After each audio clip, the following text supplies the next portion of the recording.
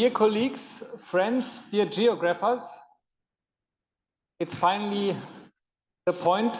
We are here in Augsburg. The Neue Kulturgeographie 2025 starts. To all of you who are not familiar with me, my name is Markus Keck. I'm professor here at the University of Augsburg and your host tonight. I must admit that I'm a little nervous, as I have never organized a conference of that size. So right from the outset, I would therefore like to say that this was only possible because I have a very energetic and committed team behind me. So to start, I would like to express my special thanks to all those without whom this conference would not have been possible. First and foremost, Sebastian Purbins and Markus Huber, who have been literally working around the clock on all logistical matters whatsoever. Even during an excursion in Copenhagen, they were still involved in NKG preparations. And second of all, my thanks go to Merle Müller-Hansen, Vincent Göhlich, and Ruven Kaiser, who are sitting here, who took responsibility for tonight's art exhibition, for the party tomorrow, for the webpage, the abstract book, for booking the venue, and for hiring our student assistants.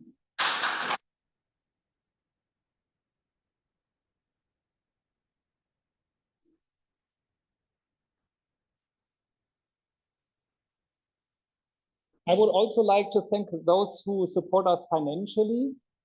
These include the Interdisciplinary Center for Climate Resilience, to which my chair is affiliated, the Graduate Center of the University of Augsburg, and the Society of Friends of the University of Augsburg. And I would also like to thank the Faculty of Law for providing the premises. Thanks.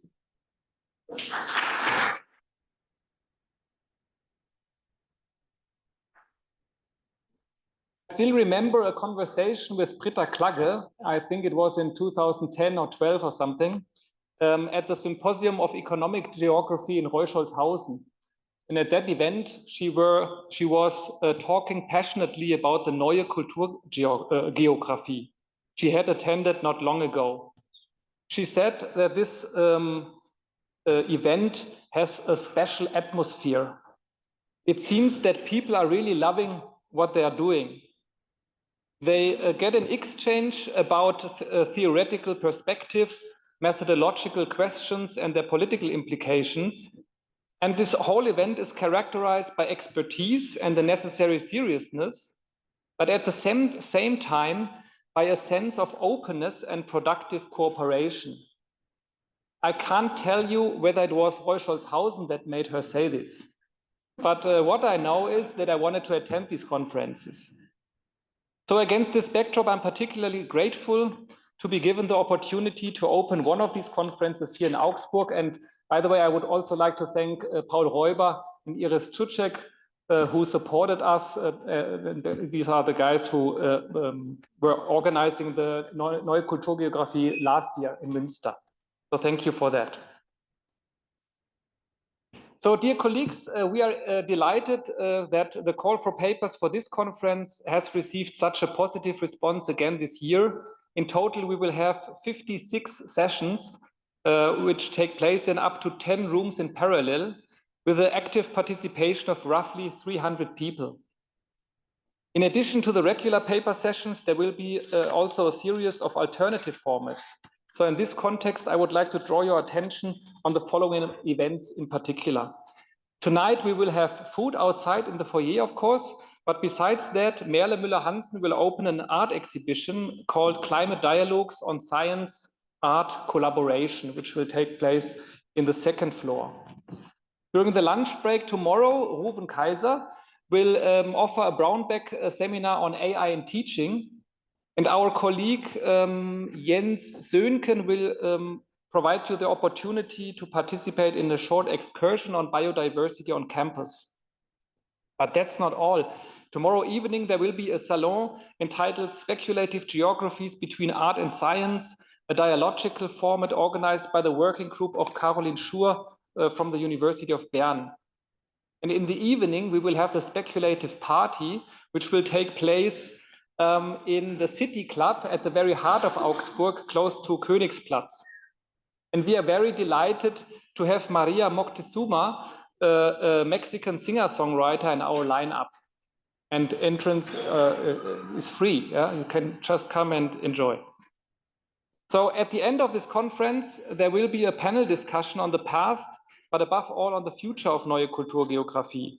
Paul Räuber, Anke Strüver, Matt Hanna and Jonathan Everts will be on stage, and please feel encouraged to actively participate in the discussion at that event.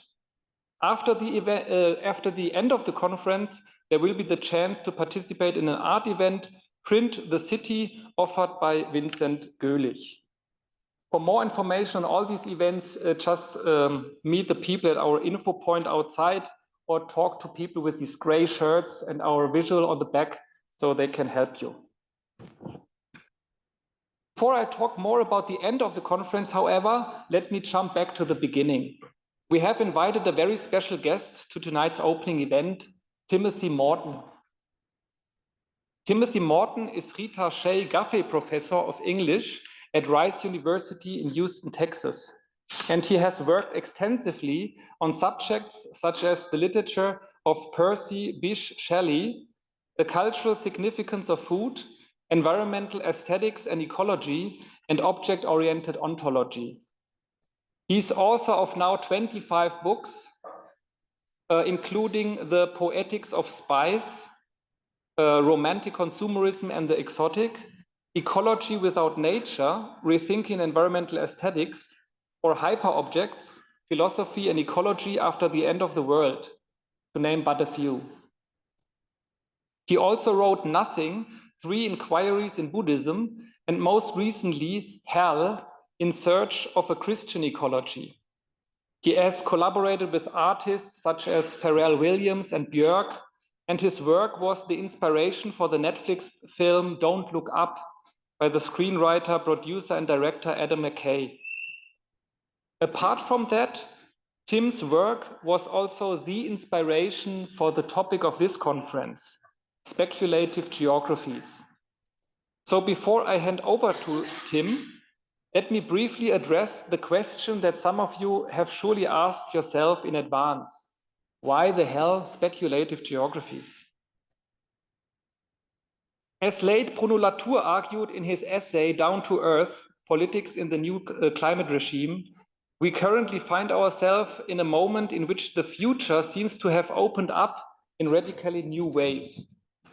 On the one hand, it seems as if the elites, quote, have been so thoroughly convinced that there would be no future life for everyone that they have decided to get rid of all the burdens of solidarity as fast as possible, end of quote. They have decided to build seasteads floating in international waters, doomsday bunkers hidden underground, or spacecrafts conquering outer space for those less than 0.1%, approximately the 3,000 billionaires worldwide, who would be able to make it through.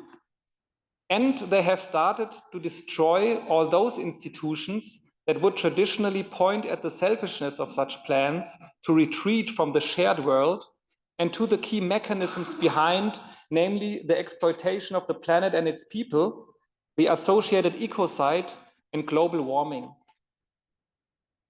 On the other hand, it seems a new terrestrial or ecological mode of being is about to emerge on the horizon. Unfortunately, however, this new mode of being still exists today largely only in negative terms. It rests upon the insight that it was the very notion of nature that allowed the moderns to exploit this planet, a notion that made the environment subordinate to society as raw materials, but at the same time excluded it from society as some of dead mechanistic entities. This notion has been fueled the human mastery and endless growth narratives of modernity, with economics and technoscience as their main allies.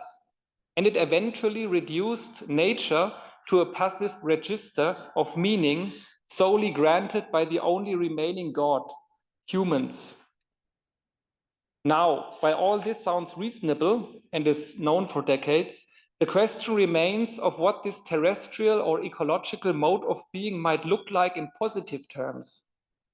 Is it a mode of being based on opposing scientific rationality, maybe by inventing more intimate and effective ways of capturing our ties to nature?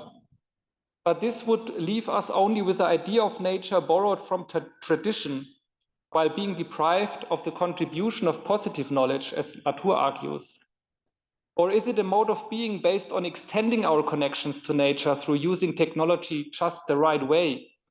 But how can we be sure that the technology used, for instance, in critical zone observatories, which Latour was interested in, are not also used to fuel the machinery of exploitation elsewhere?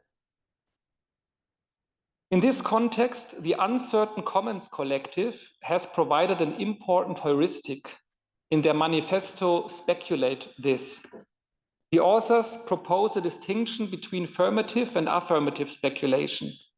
Affirmative speculation is about turning uncertainty into risk, whereas affirmative speculation leaves the future open, thriving on uncertainty, and progresses and lives with attending to what it does not know. Affirmative speculation emerged together with stochastical models and statistic methods in the 18th and 19th century and can be found today in public health and the stock market, with all its attendant instruments of hedging, futures trading, and insurances, which together build the contours of the global risk society. Affirmative speculation, in contrast, is about opening towards a future that is not only uncertain, but radically contingent. A future that is not turned into an extension of the present, but that bears the promise of genuine novelty and difference in relation to what can presently be known and predicted, as Jane Cordial puts it. It has already emerged in response to colonial, capitalist, and imperial projects, and can be found today in post- and decolonial projects, environmental justice movements, experiments in alternative food networks, or anti-racist world-making strategies. By including sources of speculative fiction, it can be said to aim at thinking that things could be fundamentally different. But both forms of speculation will play a key role here at this conference, but they are actually only half the story we want to tell. The other half of the story relates to a rather philosophical understanding of the term speculation. In ancient times, speculation was used to refer to the search for truth in general, as it comes from the Latin word specere, which is a translation of the ancient Greek word theorein, theory, to look at, to observe, to examine, to contemplate. In modern times, however, Immanuel Kant associated the term more specifically with pure reason and transcendental ideas, which is why today speculative reason is largely associated with metaphysics. And this brings us back to Bruno Latour again and his essay Down to Earth, because what he considered the basic precondition of a terrestrial or ecological mode of being to emerge was to build a new metaphysics, one that, quote, counts on the full power of sciences, but without the ideology of nature, end of quote. Against this backdrop, we are particularly delighted to have object-oriented philosopher and thinker Timothy Morton with us, who has been working on this topic extensively. Within the frame of this conference series, we have already discussed a whole range of notions, from post-structuralist and practice-oriented approaches all the way to old and new materialisms and more than human geographies. In this regard, this conference represents a continuation of this debate. However, with its focus on object-oriented ontology, this conference also represents a kind of irritation, because this philosophy seems to challenge the predominant metaphysics of our time, called process relationism, the assumption that reality, with its seemingly solid things around us, is ultimately the product of fluid processes and mere relationships.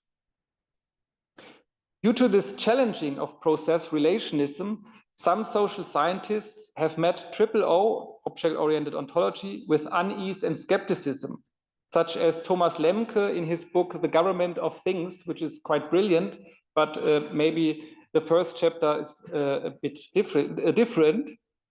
In this book, Lemke summarizes the main concern of OO as follows. OO seeks to uncover the true existence of things, favoring concepts of stability, essence, solidity, and permanence over notions of flux, relationality, process, and contingency. In the minds of hasty readers, this description must be read as if OO was attempting to resurrect a world from the pre-Enlightenment era, a world of billiard ball-like elements with timeless essences accessible to the human mind and yet at the same time irrefutable. If that were the case, then OO should rightly be rejected, especially in our times of the so-called backlash. But such fears, I think, are misled. According to OO, we live in a weird world instead. This world, in this world, the traditional separation of subject and object is abolished. Rather, I myself am one object among countless others. On the one hand, objects are irreducibly withdrawn and thus have neither direct access to other objects nor to themselves. On the other hand, objects nevertheless encounter each other, but this happens via a sensual facade and ultimately makes the world a Nietzschean place in which, quote, everything that is profound loves the mask. To be sure, objects are have nothing to do with naive realism. They are rather fragile, incomplete, and highly paradoxical things, for they represent both appearances and false appearances at the same time. Against this backdrop, you should now understand why we chose this particular living sculpture by the French artists Danae Brisonnet as our main visual, that you can see here. It is because it captures the weirdness of objects so perfectly. In this case, the weirdness of Mother Earth herself. To what extent can OO enable us to imagine an ecology without nature? In what ways can it encourage us to consider our future as not only uncertain, but also radically contingent and open to genuine novelty and new possibilities? And how can it show us a different approach to practicing geographical research that reflects our current situation in the new climate regime? Let us discuss this question in the spirit of Neue Kulturgeographie, a culture of discussion characterized by expertise and the necessary seriousness, but also by a sense of openness and productive cooperation. Thank you very much.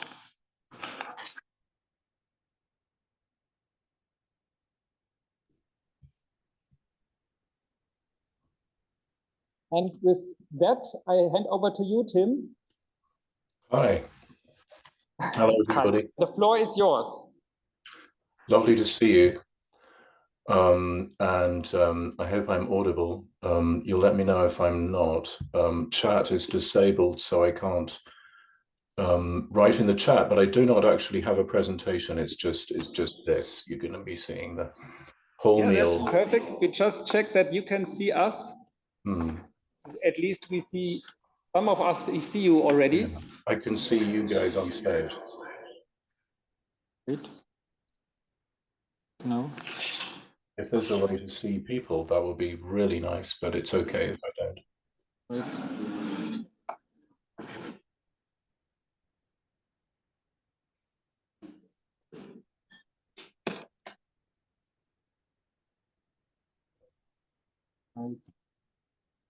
Ja, ich komme nicht runter.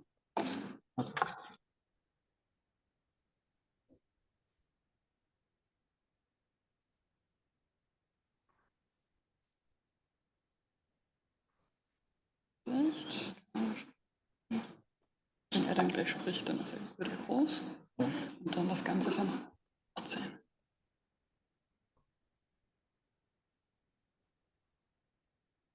So, Timothy, it's your turn. Okay.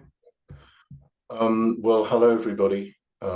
Lovely to see you. I'm greatly honoured to be a part of this, speculative geographies of the new climate regime.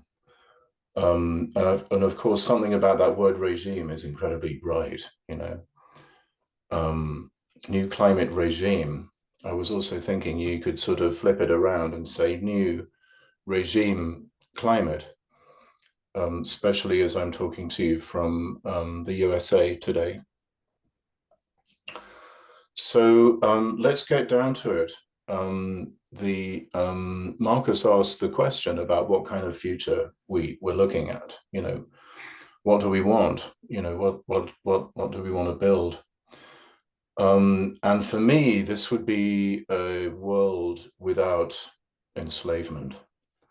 In a nutshell, if I was going to sum it up in just one phrase, it would be a world without slavery. That is to say, a world in which the master-slave duality, which is the regime, really, under which human beings have been unfortunately living, not just recently, but for several thousand years, probably going back to many thousands of years BCE.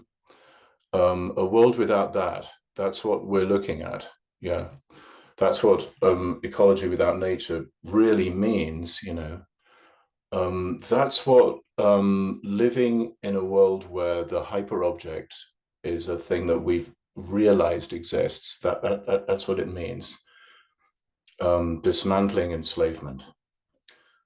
Or not. I mean, it's up to us, right? But we can, the one choice we have is to do this, yeah? And so all my work is bent on this cause right now, and I just can't stop talking about it and thinking about it. And now I get a chance to talk to geography about it, and I'm so grateful to you and so honored to be a part of this. You know, geography's always been something that has been a bit of a passion of mine. In the late 80s, I was very lucky to meet David Harvey. David came to Oxford, and then a few years later, he came to NYU, actually.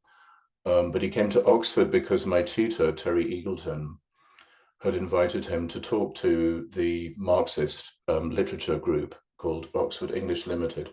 And he came in maybe, I think, 1987, and discussed with us what eventually became The Condition of Postmodernity, which was a book that I was so powerfully influenced by, you know.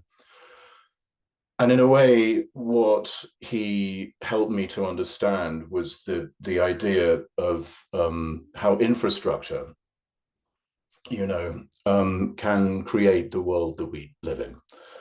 And in some way, the way that I like to think object-oriented ontology, as has been said, has to do very much with seeing how there is indeed a sort of infrastructure, that this infrastructure also includes not just human-made things, but things that are created by non-human beings.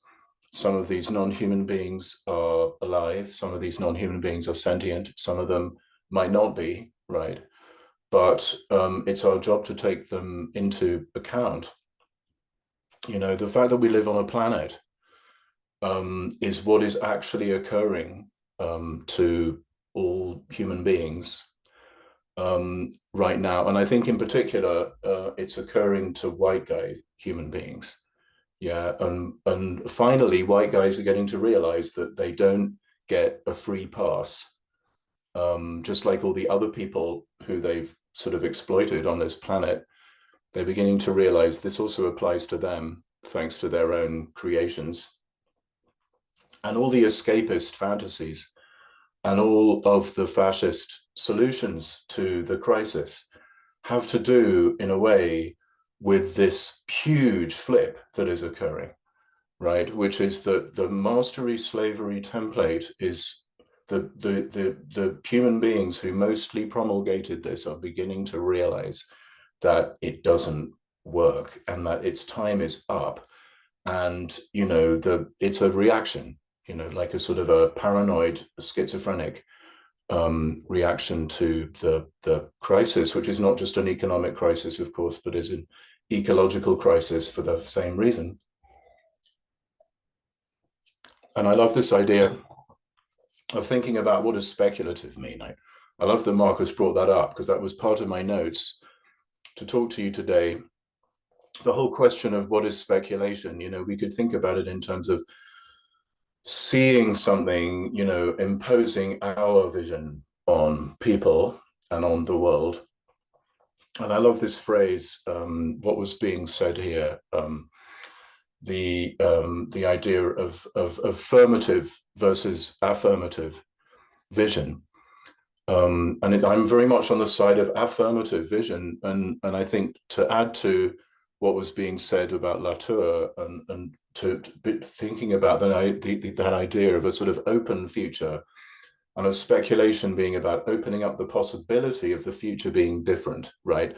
If we've been living under this template of mastery and slavery for many, many thousands of years, we need ways of seeing that the future can be indeed different from the past. And I think that object-oriented ontology actually provides us with a way to sort of feel into that.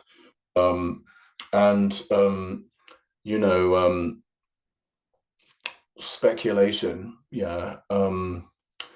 I've become very interested in the work of Cornelius Castoriadis. It's uncanny. My new best friend, Andy, who is a Blake fan, just like I am, I wrote this book called Hell, and it's very much with William Blake, the poet, and sort of not just about Blake, but kind of in a Blakean spirit. And I hope we'll see some of that today, because I'm going to read a poem by Blake to get us in the mood for what we're thinking about here. It has to do, Castoriadis's view has to do, like Blake's view, with the idea that imagination is not just secondary or epiphenomenal to, or illusory or something like that, or like a product of the infrastructure, right? This idea of sort of structure versus superstructure, or base versus superstructure, or just in general, the kind of general philosophical, theoretical view that speculation and imagination are, in a way, a little bit dangerous. They have to be kind of contained, right? Because what we're really doing, what we've only ever been doing, is imagining all the time. And this imagination, of course, is an output of a brain that grew out of a biosphere, right? And so our imagination is an expression of the fact that we grew out of a biosphere. So whatever we're imagining is very much keyed to the fact that we are living in a universe in which life is possible, in which we grew out of the biosphere that we're talking about here. So the whole question of imagination is where I'd like to take this notion of speculation, you know, imagination, and allowing for that imagination to play, you know, imagining as a kind of labor or work, right? Just like working with other parts of your physical body, because your brain is your physical body. And how I'm very much these days on the side of the brain, you know, and sort of thinking about how this ideas like mind and self and subject and so on really kind of limit and channel what this brain is, and the sort of powers of the brain, the display, kind of hallucination, imagination, vision powers of this brain to imagine a world that's different from the one that we live in right now. So to me, that's what comes up when I hear the word speculate, right? And in particular, this means that we're talking kind of beyond the normalized correlation of meaning with the relation between the human being and the world. Yeah, whether we think of ourselves as scientists or whether we think of ourselves as humanist people, it has been sort of decided for us, probably over the last couple of 100 years, that a fact is something that is agreed by consensus to as an output of a correlation between only the human and the rest of the universe. So a fact is definitely an interpretation of data, right? But do human beings alone get, or sentient beings indeed, and get to decide what that is, right? Do they get to decide what a fact can be? And I think, you know, what OOO is really helping us to see is that there are so many more ways of sort of accessing the world, even for us as human beings, than simply the pre-formatted logical interpretations of data that correspond to measurements that have been, you know, sort of pre-established in some way, or indeed sort of social structures that we might imagine are also producing meaning. You know, if we're humanists, we reduce the world upwards into an effect of culture or society. If we're scientists, we might reduce the world downwards into smaller things, such as quantum fields. But it's the same sort of reductive process, rather than sort of dealing with the world as it is. You know, and perhaps here I'm not talking so much about humanism or science as I'm talking about a kind of religion of humanism, or a religion of science, or sort of like an ideology. You know, how we live science, ironically, is in the key of kind of eternal truths that we have to believe in, that we have to think that, for example, atoms are more real than the people that they make up, for example. Or if we are sort of the other way around, we might think that social processes are more real than the people that they produce, right? Same problem. And it's really the big problem here is the notion of speculation, or formative thought, as Markus was putting it, right? Of this kind of my way or the highway approach to thinking, where you've got to adopt my picture of the world and then everything else will work, right? And so I think this funny debate that the so-called process relationism thinks there's this contrast between process thinking and OOO thinking. I think this whole thing is fake. It's a fake debate. It's not a debate for me. It's not, it's like the way I'm talking is like oblique to this idea of process relationism. It's not asserting permanence and solidity over impermanence and flow. Those are just aesthetic preferences, really. If you're talking like that, it's just like saying, I prefer blue crayons to purple crayons. You know, it's just a preference that cannot really be justified.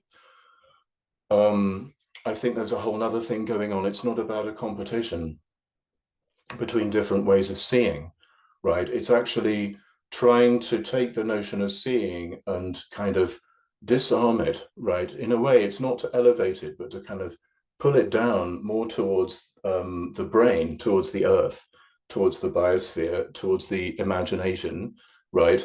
To disarm it from the kind of my way or the highway, hierarchical approach to knowledge, which is in the end a reproduction of this master-slave duality, you see, where you agree with me insofar as I am the master and I have mastered a certain way of talking that overwhelms you, and you go along with it, you subject yourself to it. All of that is the problem, right? We're not trying to substitute one kind of mastery for another kind of mastery. And to that extent, I'm very interested in Cornelius Castoriadis right now, somebody who you probably don't know about. And I think that's a good reason for that, because Castoriadis' thought does not fit into an academy that is rife with this very religious approach to knowledge, very hierarchical approach, right? Where basically there are just competing forms of Platonism. You know, the world as we know it is an illusion, and you have to accept this guy's picture of it instead, right? Whether it be the Marxist picture or a non-Marxist picture. Castoriadis was a Marxist. He remained a communist, but in the end, he rejected Marxism, and he founded the Socialisme ou Barbarie movement, which has to do with workerism, right? Which is this kind of respecting the imaginative, productive powers of workers, and we're all workers, yeah. As opposed to trying to impose this view and say, here's my automated picture of the world. If you don't get on this program, there's something wrong with you.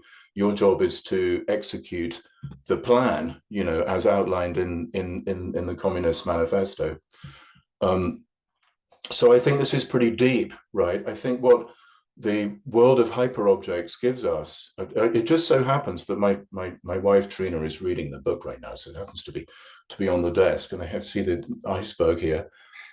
There was a huge round of applause when in the design room when they showed the cover for the first time. It really is quite mind-blowing, and the idea is sort of mind-blowing, right? Just the word hyperobject, all the feelings you have about that happened to me first, right?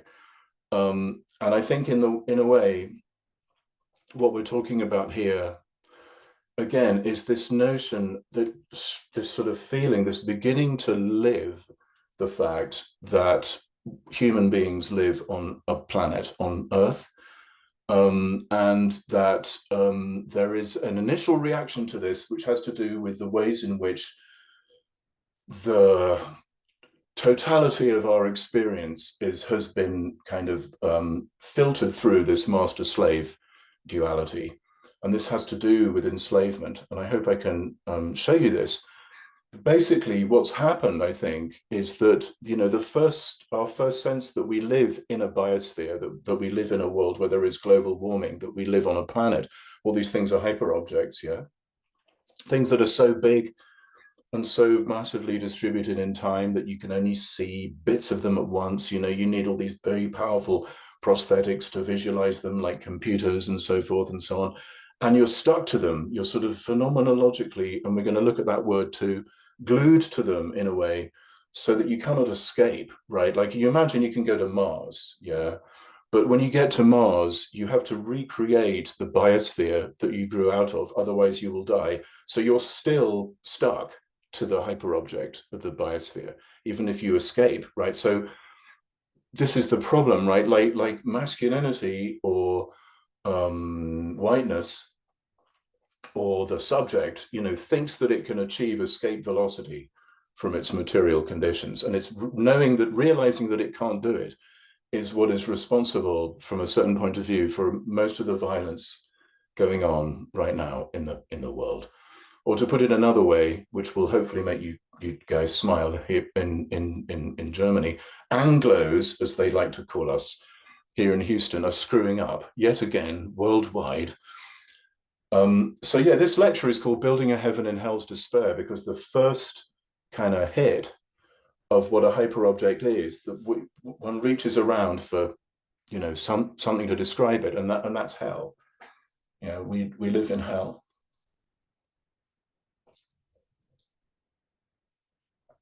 We live in hell, imagined in the Christian imaginary for a couple of thousand years as a kind of concentration camp, right? Like I sort of wonder whether the whole notion of the concentration camp is actually an output of this imaginary of hell, right? This permanent place of permanent punishment, or indeed a permanent place of permanent reward. And to that extent, heaven is just hell for nice people, you know?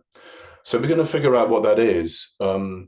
And in order to do this, we're going to be looking at a poem by Blake that I think silently raises the question of really what is the opposite of hell? You know, what's the choice here, really? Is it between hell and heaven? What is actually heaven? You know, it's really working away at that, but it's working away at that in a sort of silent way, in the way that a dream kind of works away at ideas. So it's not just directly saying it, yeah, so we have to kind of get to it. And the phrase building a heaven in hell's despair is from this poem called The Clod and the Pebble, and I'll just read it for you right now. Love seeketh not itself to please, nor for itself hath any care, but for another gives its ease, and builds a heaven in hell's despair. So sung a little clod of clay, trodden with the cattle's feet, but a pebble of the brook warbled out these meters sweet. Love seeketh only self to please, to bind another to its delight, joys in another's loss of ease, and builds a hell in heaven's despite. So you have this kind of contrast between the clod and the pebble. The clod's saying, you know, love builds heaven in hell, and the pebble's saying, no, love builds hell in heaven.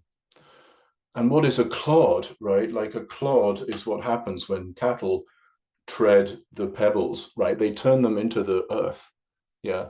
When you look at soil, it's really just very finely grained stones, right, sand and so on, is weathered, worn, you know, so there's this sense of time, right? Like earth, clod, is what happens to a pebble when you add time to it, right? And there's also these implications in English of a clod, that is to say, a peasant. You know, there is the word clod, which in English is a metonymy for a peasant because they walk on the earth all the time, right? So it's this sort of downtrodden working class person. And there are many, many, many, many, many layers of a Blake poem. This is the beauty of a Blake poem. He says these very simple things that have these many multi-dimensional layers to them, right? And he's got this contrast between innocence and experience. And this is a song of experience, right? He's got this book called Songs of Innocence and Experience. And you think, you know, maybe experience versus, you know, ignorance, right? We often think of innocence as ignorance, but it isn't. Again, it's a sort of fake binary, because really innocence is harmlessness, right? Harmlessness. And sometimes you have to achieve harmlessness, right? Sometimes you do have to be trodden in order to achieve it. I know I have, that as I get older, actually, in a funny way, I get more innocent in a certain way, because I get more worn down by the world, like a pebble, you know. And sometimes we have to be sort of beaten down by the world into that innocence. And you could also argue very much that whiteness and maleness are undergoing this right now, just sort of realizing that they're being trodden by the machination of the world into something much softer, and they don't like it, you know. The word woke is a sort of mockery of this idea, but the trouble with mockery is that you know what you're mocking, right? Encoded within the mockery is the knowledge that it's actually happening. Yeah, that's the good news. Sometimes we have to be beaten down into innocence. We achieve it, right? And in fact, experience, you know, can be the initial state. And it's very true ideologically, because as a kid, I was trying to act like my idea of an adult, right? And so ideology was how I thought adults acted, right? Being experienced, you know, being disillusioned, being cynical, being hard, right? Like a pebble. Yeah. And this idea of cynicism, right? Like love is just an illusion. It's really just creating this hell inside of heaven. It's really just enslaving people. What are you talking about, right? And this idea that that's a kind of natural way of thinking about things. Yeah, that it's a kind of natural state, right? But this very idea that cynicism is the natural state of things is in fact not natural. It's an automated state. It's pre-theoretical. It just pops in your head, right? And unfortunately, the view we have of what speculation is and what theory is includes this pre-theoretical cynicism that we must see the world a certain way, otherwise there's something wrong with us, right? Whereas I think for the clod of clay, it's not about seeing the world a certain way. The idea of the poem presents you a choice is from the point of view of cynicism, right? Like, should I choose between being the clod of clay or the pebble, which is better? You've already decided that you're the pebble in a way, because this is not a choice. You know, from the clod of clay's point of view, you get worn down and beaten down, and then you're human. You know, there is this incredible African-American spiritual that my wife is learning right now. She's from Jamaica, and she's learning the piano. And there's a spiritual called "Nobody Knows the Trouble I've Seen." It's just it's a work of collective genius, right? And it's absolutely true. In the title, "Nobody Knows the Trouble I've Seen," there gets to be this point where you can't even express, even to yourself, right, the trouble, you know. And we all share this to that extent, right? We in a funny way, we are we realize that we are a collective by knowing that nobody knows the trouble I've seen. It feels like a paradox, but it's also speaking to how people are always so much more important than the ideas in their head. I think that's another thing about object-oriented ontology. It's another side effect of studying it, that actually the person having the idea is much more important than the idea that they're having. And that to some extent, ideas are in a way demons or angels, which are just basically demons who are supposed to be nice, right? These abstract energies that kind of possess us, right? Really, the cynicism is about how you live your world, right? The pebble as nature is a kind of misdirection, right? It's sort of like pointing at a pebble rather than pointing at ideology. And we must remember here that Blake's contemporary was the Marquis de Sade, right? And the Marquis de Sade was always justifying sadism in terms of sadism is more natural. It's more natural to be sadistic and cruel and to enslave, right? But you see, I agree profoundly with Wilhelm Reich. You know, I think Deleuze and Guattari, who are maybe the gods of process relationism, were quite wrong in their appropriation of Reich to be all to do with this notion they have a body without organs. I think Reich is much bigger than that.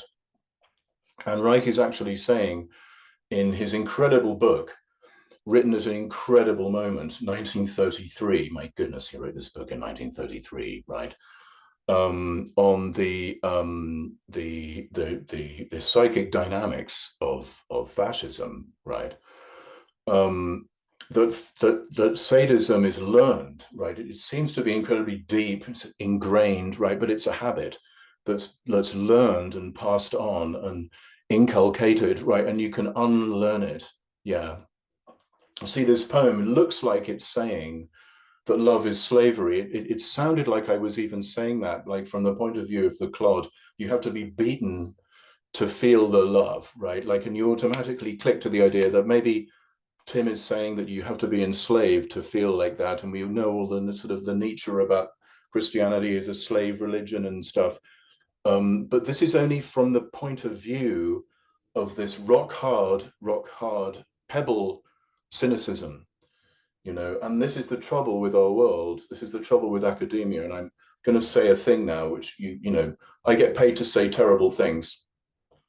I think I have this funny combination of Dr. House, right, who can see things really quickly because I'm an abuse survivor from my childhood. I have very intense, complex PTSD, and I see criminality really fast. It's very irritating and also useful. And then I also have this Larry David thing where, you know, Curb Your Enthusiasm, where I just say the wrong thing, even when I think I'm trying to say the right thing. So I'm going to say a thing now, which is that most left theory is also caught in this trap of the learned hardness, the learned cynicism that's saying love can't be the answer. Yeah, it can't be. Like the idea that love could save the world is the stupidest idea, that you shouldn't think. Nobody in their right mind would think that, right? The idea that mercy or empathy or love or peacefulness were actually the very tools that we needed to operate at a collective level at planet scale, despite what planet scale entities such as transnational religions are telling us. That can't be right, right? That's got to be wrong. It's kind of wired into how you do academia, you know, and the trouble with the whole notion of the devil, right, whether you think there's a devil or not, is this idea, right, that you can only parse the world out into mastery and slavery, right? The Marxist version, the history of humankind is the history of class struggle. Who's on top is the only point, right? And so I think, you know, if we're going to get past this moment at which what we think we see in the world, we realize is actually stuck to us, irreducibly stuck to us. It's a property of hyperobjects called viscosity, right? Once you realize viscosity, your first take on it is, oh my God, I'm in hell. There's no escape, right? There's no escape from this endless concentration camp, right? And this is the thing that we have to modify. This is why we have to create a thing that I'm calling phenomenological geography. Yeah. And this is the why I think that in a way, the way out is to think about not just the physical infrastructure of things, but the phenomenological infrastructure. And what is phenomenology? Phenomenology is how things happen, right? How things happen. How things happen, the logic of phenomena, right? Like phenomena is just a very open-ended word for stuff without parsing the world out into subject and object yet, which is the output of a certain kind of phenomenology, right? The phenomenology of enslavement, unfortunately, parses the world into subject, object, masculine, feminine, active, passive, and so on, right?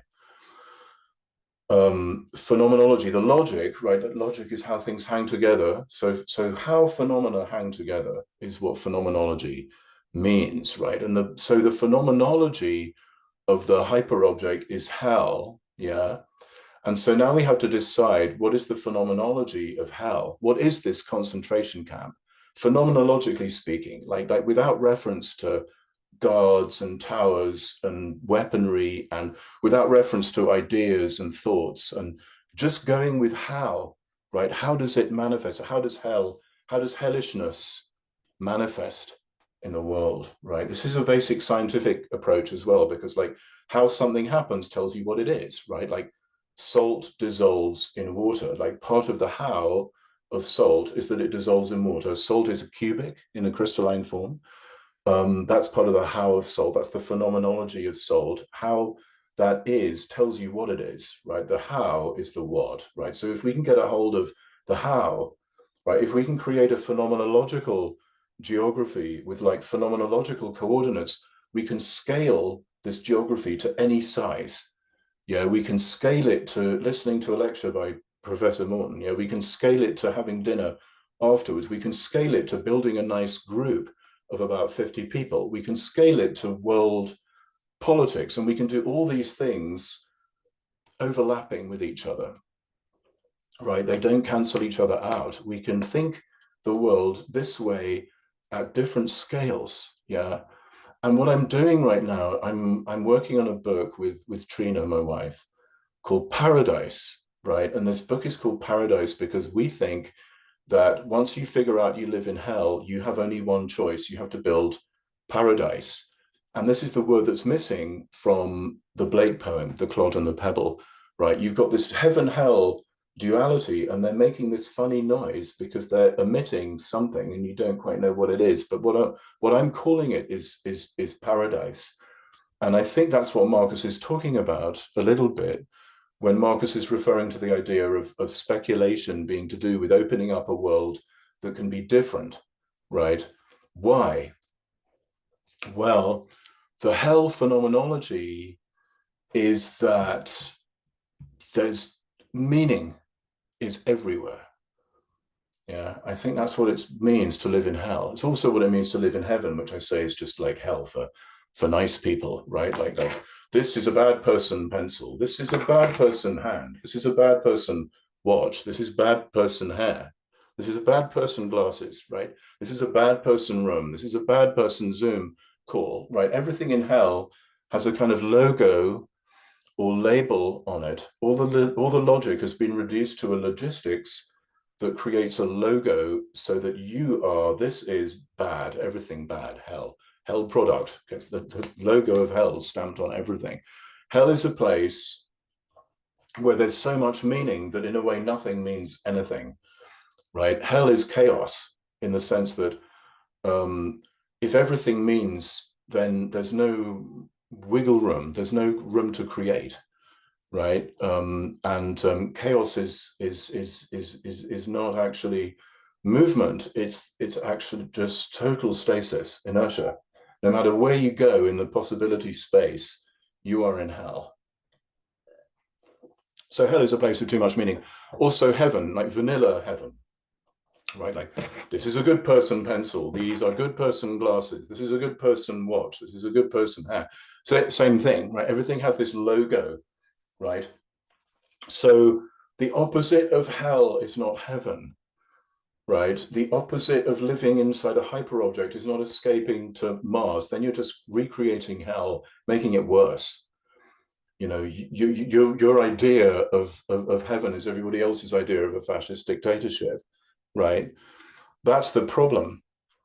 There are these demonic angels, you know, around who insist on their rightness and their goodness. And this is exactly, to use the word again, the phenomenology of being the baddie is that you think you're the goodie, right? When you're the baddie, you know for sure that you're the good guy. That's how being evil actually feels.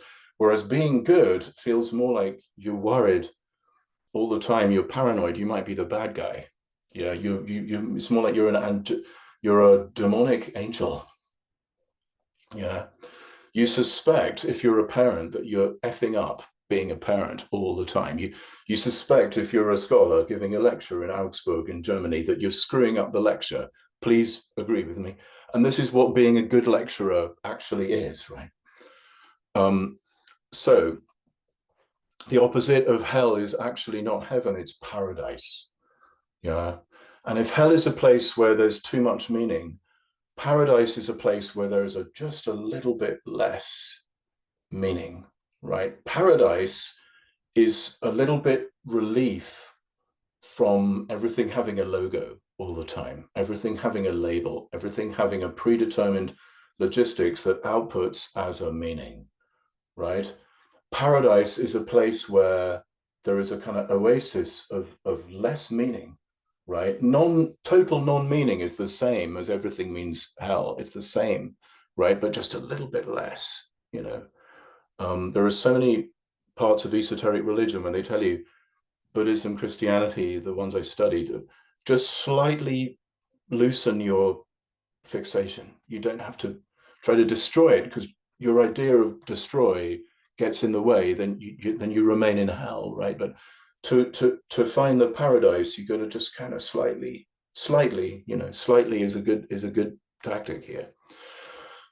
Remove the meaning a little bit, right? Paradise, what is it? You know,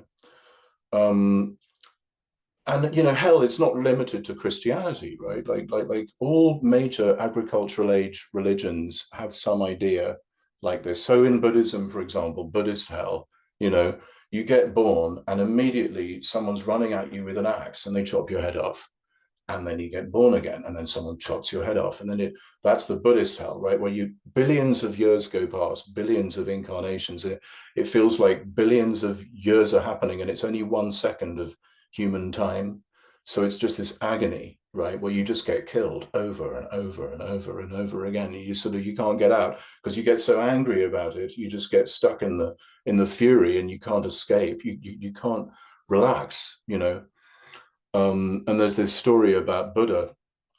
Buddha was an ox in hell, right? Buddha had this very hot yoke, you know, of burning iron. And Buddha, this ox, managed to be able to cry for the other oxen, but they were also yoked with this burning yoke, right? The crying was the world didn't just mean pain. The world didn't just mean hell. In that moment, Buddha was able to cry, right? Buddha was able to let something else in other than meaning, right? Buddha was able to realize that actually meaning isn't everything, right? Just because meaning is everywhere, it doesn't mean it's everything. It's the same with ideology, right? Sophisticated ideology theory is telling us ideology is everywhere, right? It's sort of what you learn in theory class via Althusser. Ideology is everywhere. We're totally trapped. We're totally paralyzed is often the unfortunate output of this. But just because something's everywhere doesn't mean it's everything. That's another great slogan of object-oriented ontology. Just because appearing is everywhere doesn't mean it's everything, right? Just because ideas are everywhere doesn't mean they're everything, yeah? So paradise, so you look at the word paradise. Paradise is an old Iranian word. Yeah, and pari means around, like paranoid, right? Pari, P-A-R-I, right?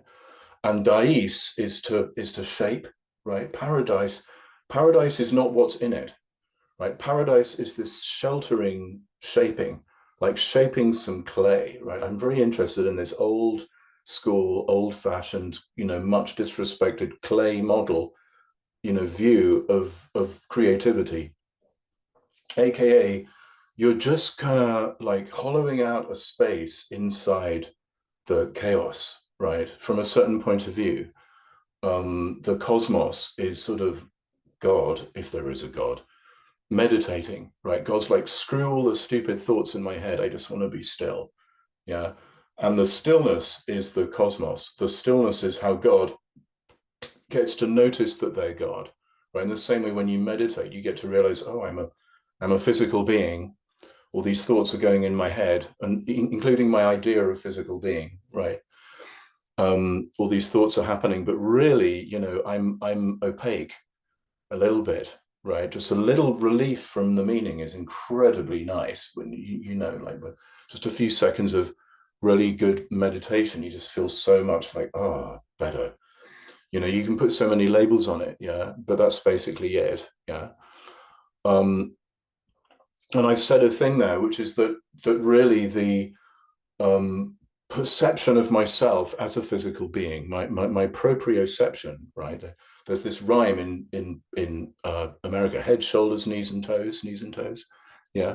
That right, that very basic mere, you know, just feeling me without a notion of subject or object or whatever, right? Just like my hands, you know, I can feel my fingers, yeah. That is a little hollow inside of the environmental awareness, right? That's actually self, like above and beyond subject object, right? Above and beyond mastery, slavery. Being an embodied being implies feeling this little hollow inside the biosphere. Why? And this is where this great neuroscientist called Bjorn Merker comes in very handy. Bjorn Merker is arguing that worms would get stuck in the tunnels they're digging if they were not able to feel themselves versus the tunnel, right? So the tunnel is the environment. So the worm is feeling the tunnel. That's their environmental awareness at that moment, right? Then that image of the environment is like inverted, turned inside out, flipped. And this flipped silhouette sort of feeling is the worm's sense of its body, right? That's it, the basic sentience that we assume trees have it. We know worms have it. We therefore know human beings have it. You know, this basic sense of self that does not have to do with a human being, white guy, whatever, idea of mastery or subject, right, or object. So trouble with the word object-oriented ontology, everybody freaks out for the word object because we've been gaslighted for thousands of years that we are not that, we are the masters of the objects, right? So OOO is a very provocative, unfortunately, perhaps, way of putting it. This awareness of myself as a being is always a little bit time shifted, right? Because my awareness of this is a few hundred milliseconds, literally, biologically, later than the environmental awareness, right? I'm aware of the walls, I'm aware of the table, right? I'm aware of the computer, then I flip it, right? My environmental awareness is always a little bit also delayed, right? It's always a couple of hundred milliseconds, I think, neurochemically speaking, later than where I'm actually at, right? So my sense of my environment is in the future of my sense of self, right? We're talking about speculating the future. And the interesting thing, which is said also in esoteric religion, it's right here, under your nose. It is your nose, right? It's close at hand, it's near at hand, which means it's in your face, right? It is your face. The future is not some point that's sort of far away. The future is literally my sense of my environment, which is always in the future relative to my sense of myself. And that environment, that awareness of the environment is also in the future relative to the actual physical environment, right? So this funny feeling of like displaced, kind of shifted, kind of, Heidegger calls it conscience. Yeah, this funny, something's wrong, right? This funny kind of deja vu kind of, is this, did we talk about this before? Did I leave the gas on? You know, did I remember to cash that check? Did I pay that bill? All that stuff, right? This time shifted stuff. And on that note, how can you even have a memory? It's kind of a miracle, really. Like, how can you remember something in a totally mechanical universe? how can you like go back into the past a little bit? How can you even do that? We might be able to talk about that later, right? When you think about it, the physical world is actually telling you everything you need about this deeply, utopian coexistence. It's already the case, and our brains are part of it. And we should sort of build a world that takes account of that. That is to say, we should build a world based on this notion of paradise, right? Like my sense of myself is a little bit of a reduction of the meaningfulness of my sense of my environment, which is itself a kind of compression, reduction of the meaningfulness of the biosphere, right? And so it's a little hollow inside of, right? That doesn't mean it's physically smaller. That doesn't mean that we have to accept that the world has been taken over by terrible people and we should just build little places to hide. It doesn't mean that at all. It might helpfully mean the opposite. It might mean that genuine plant scale transformation of the world into somewhere lovely to live for human beings and other life forms will involve dismantling what is hellish about it, right? What subjects us and other life forms to enslavement, and I can't think of a better project than that, and I can't think of a better way to end this lecture than to say that building heaven in hell's despair is actually, once you start to think the contours of that are in fact very obvious, and there is a very distinct way to know what that is, right? And that actually what we've been handed in the sense of the ecological devastation is just the beginning of the possibility of creating a genuinely good world, right? I'm interested in the fact that the Samuel Beckett always starts his plays with the sort of the trash heap, right? And if you think about it, a trash heap is the minimal paradise starter solution, yeah? Because in a trash heap, everything means a little bit less than it used to mean, right? Like there's a toothbrush in the trash heap, but no longer is it a toothbrush because you can't brush your teeth with it because it's covered in toothpaste and it's got funny liquids sort of swirling around it and it's a little bit broken and all the hairs are bleh, like that. And so it's less of a toothbrush than it used to be, right? Like realizing you live in a trash heap rather than you live in hell is better. Right? Like all the people running around saying, oh my God, we live in hell. We have to escape. We have to destroy the other. We have to, redo whiteness again. This is the problem. Noticing that you live on a trash heap is better, right? And then from that basis, you can start to build the paradise from there. Thanks.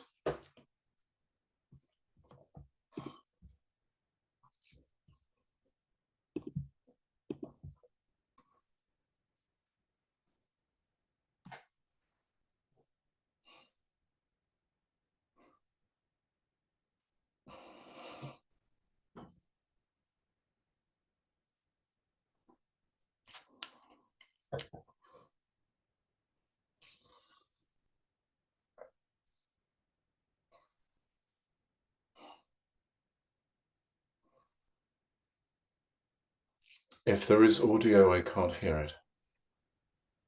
Yes? It's okay. Thank you, Tim, for this brilliant talk. So we have still room, of course, to talk to each other. So I encourage everybody to raise a question or just a comment. So we have two handheld microphones in the room. So just raise your hand and we come over to you. So, but before we do so, I would ask a question myself. I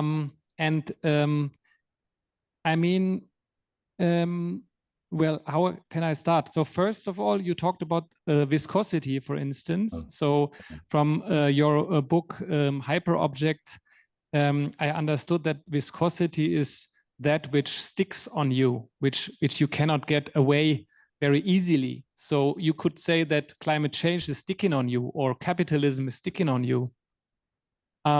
So when it comes to hell phenomenology, it seems to me that it's quite not that easy to get this is bad or this is good in the opposite way in the heaven phenomenology away from you. It is sticky. So your solution, if you want, was that you have just a little less meaning, which seems to be a challenge. And maybe you can elaborate a little bit, because I think there are two dangers. One is you get stuck again due to the viscosity to the system, whatever you want to call it, or you become too distant. It sounds a little bit like you prefer a state of mind, maybe, or a state of being, which is distancing from your involvement in the world, which is maybe a dangerous I know, practice. and this is the trouble, you see. It's a lot of the stuff begins to sound like a quietist or approach, right? Which is basically ideology, is telling you that this isn't the solution. Yeah. And I think the problem, of course, you've said it, you know, is in terms of how you think these things, right? Like how you think viscosity. We think viscosity in terms of something that I could get away from. You said it. If we try to get away, we might want to get away from it, right? And we think of viscosity, of being stuck in viscosity, especially whiteness thinks it this way, as paralysis, right? As the end of the road, as I've been defeated. I'm a loser, you know, rather than being a killer who imposes the enslavement on everybody else. I'm now enslaved, right? So thinking of it in terms of something that I have to push away from myself is still within that paradigm. Now, that's not the same thing as saying that we have to remain within capitalism. That's not the same thing at all. Saying that we have to remain within capitalism is just another kind of paralysis ideology. And it's just so hard to speak what I want to speak in a certain way from a certain point of view, because the master-slave template just saturates how we think about the world, and also how we think about how to escape the world or how to change the world. We're still thinking it in terms of this mastery versus slavery, right? So instead of thinking, you know, viscosity again is a phenomenological state, right? It doesn't depend upon a certain content. It could be socialist viscosity, it could be capitalist viscosity, it could be Roman Empire viscosity, right? Whatever it is, I'm stuck in hell. Yeah. No matter where I go, I can't seem to get out of it using the hell equipment. The hell equipment won't enable me to leave hell, because with the hell equipment, I'm just making hell worse. I'm just drilling down into hell. Yeah. So I have to have a paradoxical approach, right? Where I begin to realize that my being is so much, in a way, less than, right? Less than the ideas that I have about it. And this less than is actually better, right? It's not that I transcend my material world. That's part of the problem, right? It's that actually I'm using this word subsend, right? I subsend my ideas about my world, right? I'm sort of I sink down underneath, right? And this enables me to sort of escape a little bit. I have a little sort of escape route, you know. Hell is totalitarianism. Yeah, but the trouble is that there are these totalitarian solutions to it, you know, which in the end is, you know, in the olden days they would call it paganism, right? Not indigenous cultures, was quite the opposite. But this idea that the world is controlled by masters who you have to keep on making a deal with the master all the time to keep on keeping on, right? And the whole world is kind of transactional, and in the end, love and pity and mercy are really just side effects and maybe defects, right? Like, as was said by somebody quite recently, you know, empathy is a key defect of the human species. Correct, right? That's why it's good. Yeah, it's what political progress, as Theodor Adorno would argue, is going to feel like failure, like weakness, right? Like Theodor Adorno's example is Nietzsche, yeah, being overcome with grief when he sees the horse being whipped, right, in Vienna. He sees the horse being whipped and he's crying and he's hugging the horse, and everybody around him is laughing at him and mocking him, like, look at this stupid idiot, this childish behavior, right? Now, we would all feel this way when we saw a horse being beaten, but in those days, it looked like regression. And Adorno's point is that genuine political progress might in the moment look like regression, yeah, to something seemingly childish. It's, oh, he's just saying that love can save the world, how stupid, yeah. And exactly, this is where ideology works, to sort of trap you. You see, I'm not saying you, Markus, trap you, but this is how we have to do this very hard work of deprogramming our head. Yeah. Thank you. So I especially like this idea